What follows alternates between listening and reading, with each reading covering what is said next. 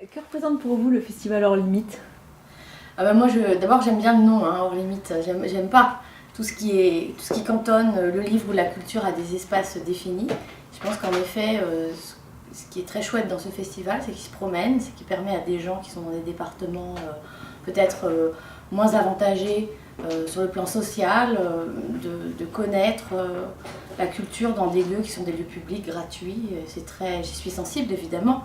Très sensible, d'autant que je dois dire, la moitié de ma vie se passe en une sorte de militantisme de terrain, puisque je rencontre énormément de classes, d'associations, de publics qui ont des difficultés avec la langue, dans l'idée à la fois de parler de livres, d'animer des ateliers d'écriture. Et pour moi, c'est vraiment, vraiment essentiel à ma vie d'écrivain.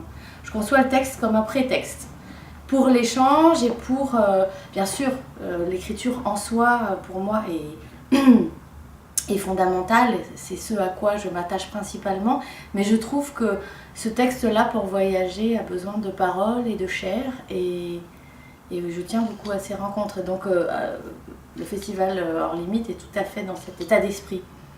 Et ce militantisme dont vous parlez passe notamment par un travail en bibliothèque? Oui, oui. Alors j'ai même fait une résidence dans une bibliothèque, pas en Seine-Saint-Denis, à Conflans-Sainte-Honorine, mais j'y ai passé un an avec des rencontres tout public. Et puis les médiathèques, vraiment, j'y vais pour des rencontres au moins 2 ou 3 fois par mois. Donc depuis des années et des années et des années, dans toute la France, mais beaucoup en Île-de-France évidemment, et en Seine-Saint-Denis parce que très vite, dès que j'ai publié, notamment quand j'ai commencé la jeunesse, 2-3 ans après avoir commencé à publier des livres adultes, j'ai été sollicitée pour des résidences in situ.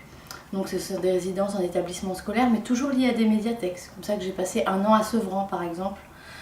Et après, du coup, j'ai été pas mal sollicitée par le département pour travailler sur des projets agriculture au collège, qui impliquent constamment des relations entre les médiathèques et les établissements scolaires, puisque les livres passent par les médiathèques.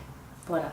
Oui, voilà, la bibliothèque, c'est un nœud en fait, c'est l'endroit où tout c'est circule. un carrefour, bien sûr, d'autant que les CDI n'ont pas forcément les moyens d'acheter beaucoup de livres. On essaye de sortir même les classes pour les emmener dans des bibliothèques, pour qu'ils connaissent le lieu, qui est souvent un lieu chaleureux pour les gens qui ont des appartements petits, bruyants, qui vivent avec des familles souvent nombreuses et qui n'ont pas vraiment de lieu à eux. Pour les jeunes, c'est vraiment des espaces à la fois de travail, de rencontre et d'apprentissage qui sont fondamentaux.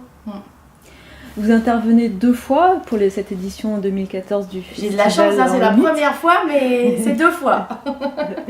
Pour votre dernier livre intitulé Kinderzimmer, et vous intervenez dans le cadre d'une formule éprouvée intitulée Écrire avec l'histoire.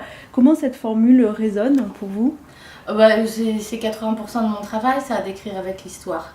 La plupart de mes romans, et en tout cas les derniers, oui, sur les 8, il y en a bien 6 dont le principe est de s'emparer d'un événement historique, soit très connu, soit moins connu, mais qui est emblématique, symbolique d'une part d'humanité que j'ai envie, moi, de questionner, de développer, et dans laquelle j'ai l'impression qu'on peut aussi comprendre le monde tel qu'il existe aujourd'hui.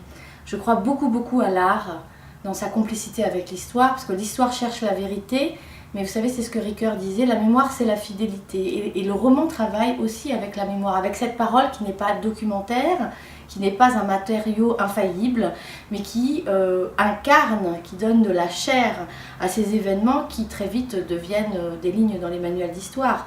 Donc pour moi c'est vraiment fondamental cette collaboration entre l'art et l'histoire. Mon matériau à moi, donc, mon outil à moi c'est l'écriture. Mais évidemment cette problématique-là, elle est valable pour l'art dans son ensemble. Et en jeunesse aussi, j'écris beaucoup avec l'histoire, puisque j'ai notamment une collection chez Autrement Jeunesse qui s'appelle Français d'ailleurs et qui raconte l'histoire de l'immigration en France sous forme de roman. On a 11 titres.